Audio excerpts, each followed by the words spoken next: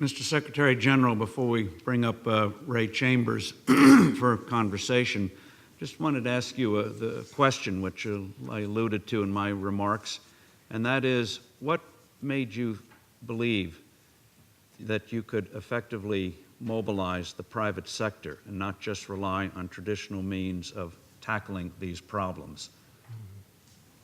In other words, Warren Buffett has often said that organizations inevitably become very bureaucratic and lose sight of their original purpose.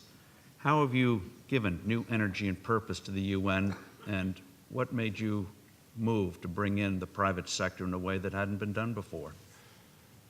Traditionally, it has been the governments who have been making policies and try to implement those policies. But my experience during last 6.5 years as a Secretary General, I learned one great lesson, that is the governments and United Nations needs a tripartite partnership. First, the government should have a very close partnership with the business communities and civil society and philanthropists. Without this tripartite partnership, we cannot do anything.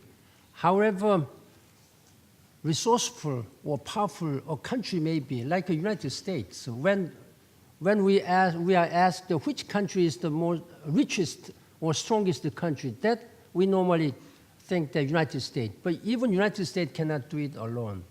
We need to work together in partnership. And we really need to have support from philanthropists,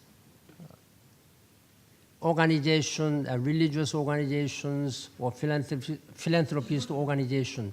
That is why I'm appealing to you.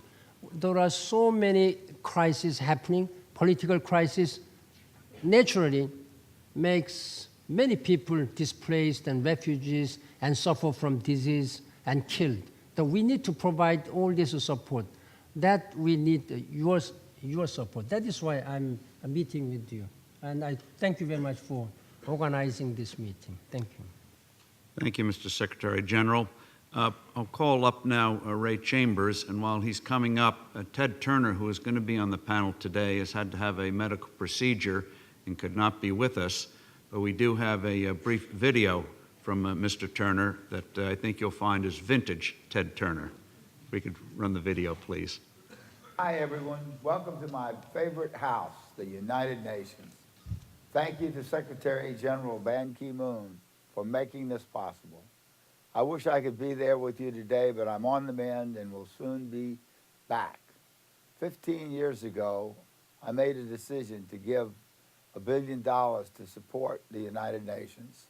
I've gained a lot of money and lost a lot in my days, but this was the best investment that I've ever made.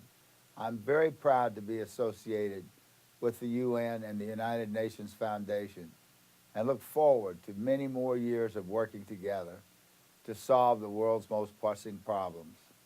Thank you again, Secretary General Ban Ki-moon, and also a big thanks to Ray Chambers and Steve Forbes.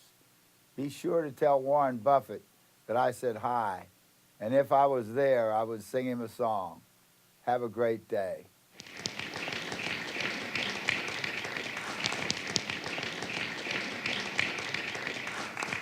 That would be quite a duet. Before we take questions from the audience, I want to ask a couple of questions of Ray Chambers. First is a more parochial one. Is it true that you talked yourself off the Forbes 400 rich list back in 1989? Because people around the world wonder how you did it. Good morning, everybody. It's very true. I woke up one morning in 1987 and found out I was on the Forbes 400 list. And at that time, we still were under the illusion that nobody would find out how much we were worth. And I remember people threatening Forbes magazine, and the comedian Bob Hope took on Malcolm Forbes to try and prove that Bob Hope had a net worth more than $50 million. Things have changed since then. So I met with Malcolm Forbes, and he was so gracious, and he said, well, give your money away, and I'll take you off the list. I said, okay. I had begun working with the children of Newark, and I said, that sounds like a reasonable solution. So I came back to him, and I said, I just gave this much. He says, not enough. So it took 2 years, and by the end of 1989, he escorted me off the list. So. Great story. But Ray, you personalized the approach that we're trying to move forward today. You had great success in the private sector, equity, things like Gibson greeting cards and Avis, enormous success. That was your value added. Why did you make the move into philanthropy? What did you think you were going to bring there that others weren't bringing? And then how did you come to work with an organization that people thought had the good intentions but wasn't delivering, the United Nations? Well, beyond the push that your dad gave me to become more philanthropic, I realized when I was in business that something was missing.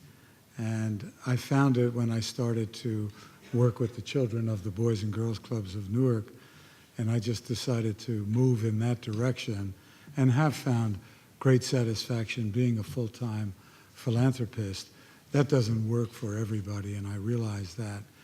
And over the years, working in Newark, helping to rebuild the city, working with children, being the founding chairman of President Bush 41's Points of Light Foundation, and then starting Mentor with Jeff Bozzi and America's Promise with Colin Powell, we kept pushing the envelope of using business and private sector solutions to build critical mass and to come to scale with some of these very important interventions. And then after September 11th, Colin Powell, then Secretary of State, said the only way we'll have peace in the world is if we could level the playing field. And the United Nations Millennium Development Goals were the best way to try and level that playing field, and they still are today. So I got very involved, and then as Secretary General said, I saw this photo of these children in a room in Malawi, and I thought they were sleeping, and I found that they were in malaria comas and likely to have died. And I approached malaria first in the private sector to see what we could do, working with Ted Turner, who's been an absolute inspiration to me, and with Kathy Calvin has been a great partner in coming up with solutions for malaria.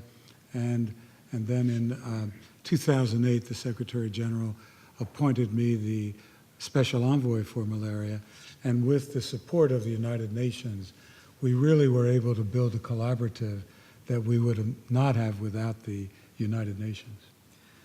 Just quickly before we go to the audience, what approach, business-oriented approach, did you bring to malaria that hadn't been applied before? I think it was on its way, but using the United Nations platform to bring together all the partners to develop one plan instead of everybody doing their own thing, to quantify the results. We had 1 million children a year dying from malaria for decades, mostly in sub-Saharan Africa, under the age of 5. We found out that these insecticide-treated mosquito nets really worked because this mosquito generally bit after 10 o'clock at night. You could get 3 children under a net, and then when the mosquito landed on the net, it died from the insecticide. So businessman said, well, let's cover everybody with nets. I then found out that we needed to cover 800 million people. So over the last 6 years, we've raised $6 billion. We've covered 800 million people, and malaria deaths have dropped from 1 million a year to 500,000, and we're shooting for near zero deaths by the end of 2015. Very inspiring.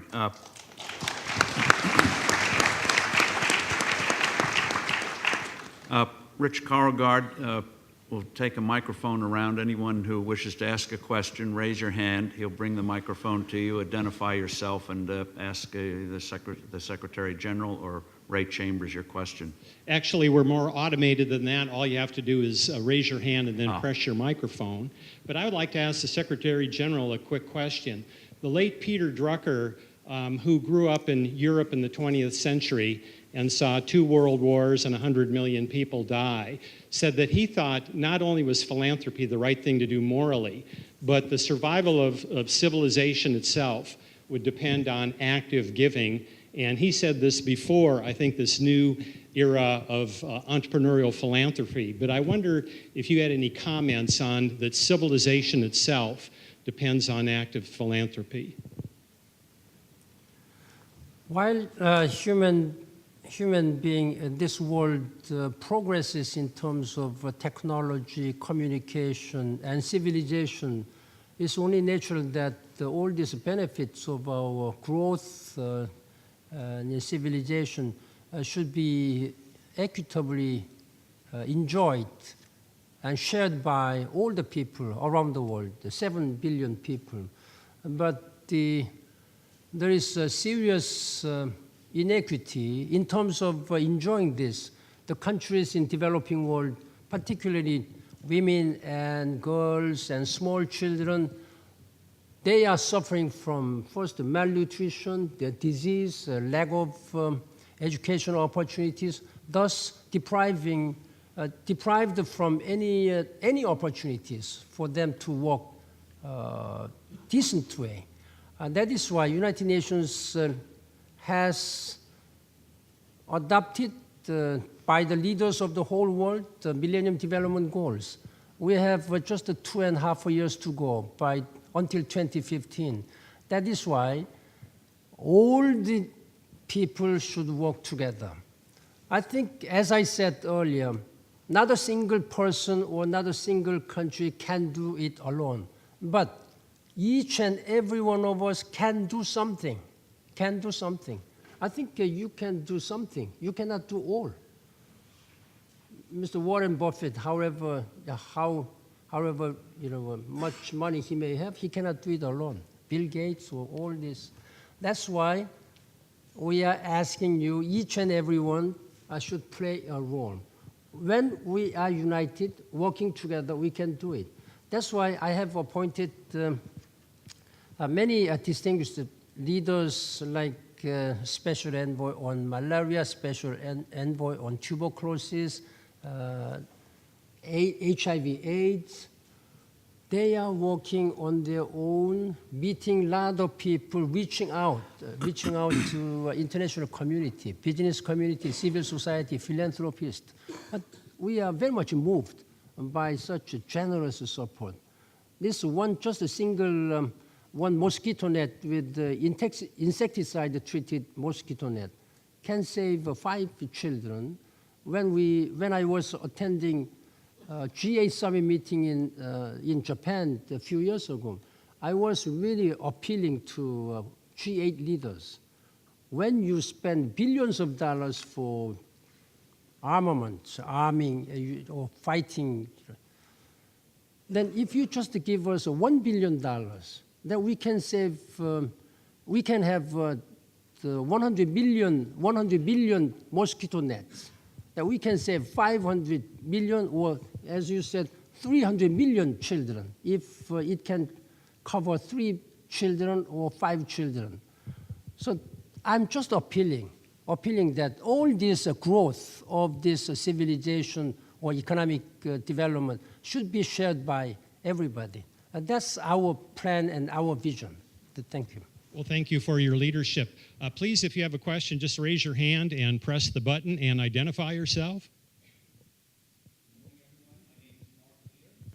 There are so many great causes. I've heard about them this morning. I've heard about them in my travels. Malaria, great cause, healthcare, education, poverty. And we all seem to pick the causes that are important to us personally, that have been brought to us by friends, or some other way of selecting the cause we want to focus our efforts on. Has there ever been a comprehensive study on listing all the major problems in the world, ranking them on which ones where we can have the greatest impact in the quickest period of time? Because it seems like all this philanthropic efforts are done somewhat haphazardly in terms of choosing which ones are addressed. And I'm wondering if there's just a more systematic way to choose the causes where we can all rally, not just around the ones that are personally important to us, but the ones where we can affect the most lives in the quickest period of time with the greatest bang for the buck.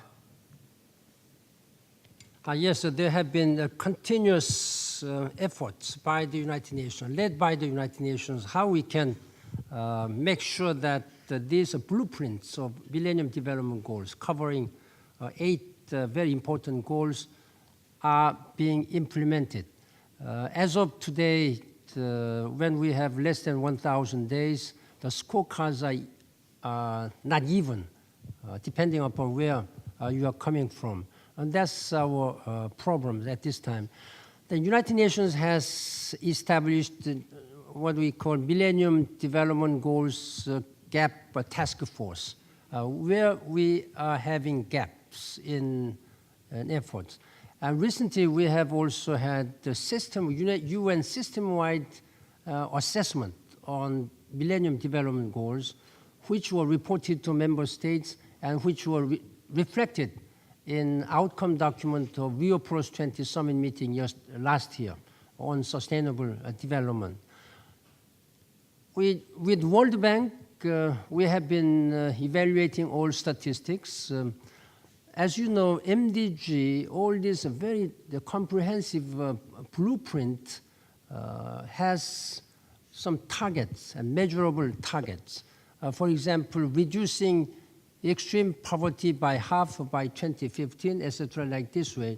The World Bank has announced that this was met as of 2010. But because of the continuing economic crisis, more than 100 million people have been pushed back to abject poverty. Therefore, there is still a lot of things to do. We have at least 50 more to do.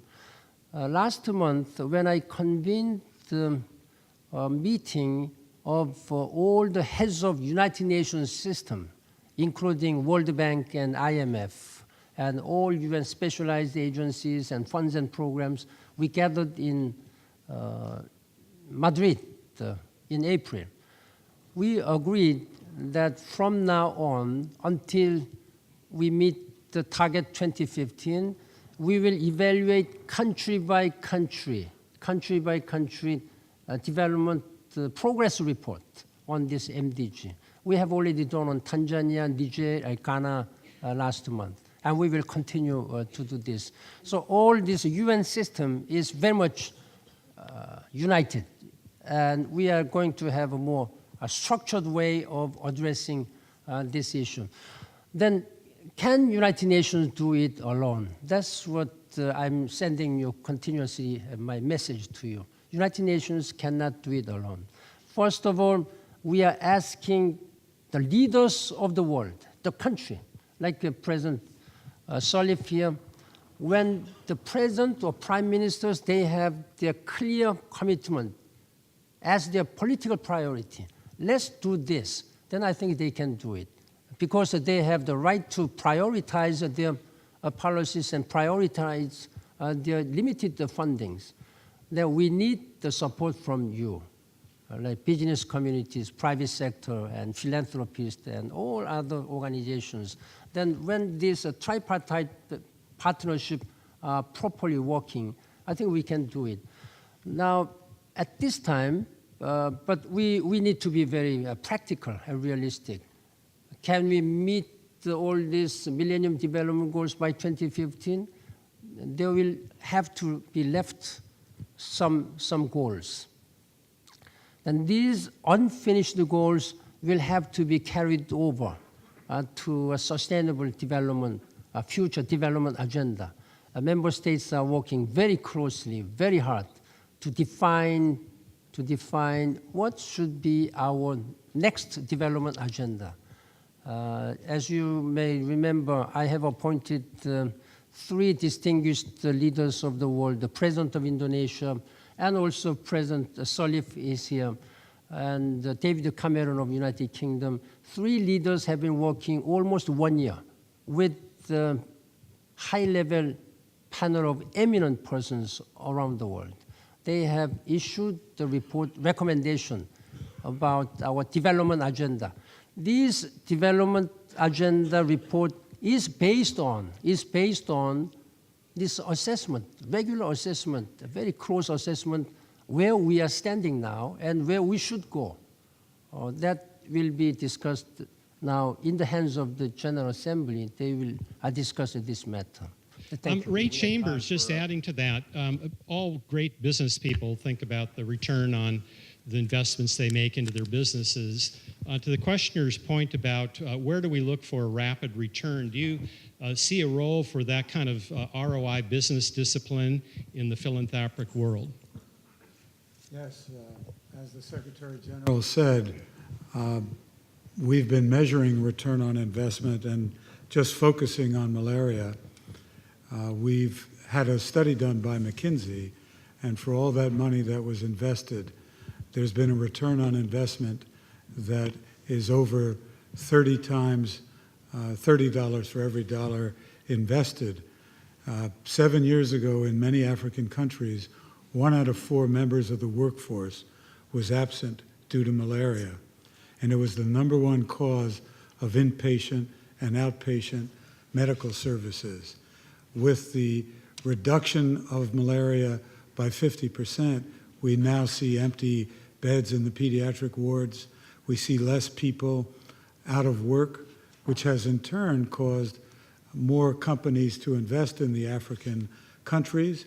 And as you all know, the African countries' gross domestic product growth is about the best in the world today. I think we have a question over here. Yes. I'm really honored to attend this Philanthropy Summit. Global poverty, global diseases, I'm facing it in real life. But I was wondering that, assuming that we know what causes to support, how we make sure that the funds are properly allocated to the cause. Because in Egypt, we are very famous for robbery, so, so how you make sure of this? I wish I could answer very clearly that there is no problem in funding. But necessary funding and resources are the keys, in fact. When you have a very good vision, then that should be supported by the funding and necessary resources. We are very severely, we have a very serious funding gaps in Millennium Development Goals, in climate change, and all other issues. When I have initiated this Every Woman, Every Child, Sustainable Energy for All initiatives, I think they have received quite significantly encouraging financial support. But overall, when it comes to overall development agenda, we have very serious funding gaps at this time. Particularly, let's have one case of climate change. The leaders have agreed and announced in 2009 in Copenhagen that they will provide $100 billion a year by 2020 to developing world so that they can mitigate and adapt to this changing situation caused by climate change. It has not been done. The secretariat is established, but this secretariat is just an empty shell. That we have to do it by 2020. That's one thing. The General Assembly has taken this very seriously and recently appointed two facilitators among the member states to bring forth some recommendation to the General Assembly how this development fund can be resourced effectively. There needs to be some strong political commitment by the leaders of the country. I know that most of the countries, they are going through a very difficult economic crisis, particularly rich countries in Europe. They are still struggling. I hope, first of all, they will be able to overcome this one and come back to their own original commitment. For example, Green Eagle commitment or L'Aquila G8 Summit, they have not been met yet. They have not been met. They have not been delivered yet. So when the promise is made, it should be kept. I really urge the world leaders to keep their promises. Yeah. Thank you. Well, we are alas coming to the end of the session, so Steve, I will turn it back to you. Well, thank you very much, Secretary General Ban Ki-moon, and thank you, Ray Chambers. Just on a closing note, the UN was created by philanthropy. At the end of World War II, where was the UN going to go? The Rockefeller family bought the land here, which was a meatpacking area. And I was told this morning, if you look at the buildings, there are no windows because no one in those days wanted to face meatpacking plants. And now we have the United Nations, born in philanthropy and now beginning a very new chapter. So, Mr. Secretary General, thank you very much. Ray, thank you very much. Thank you.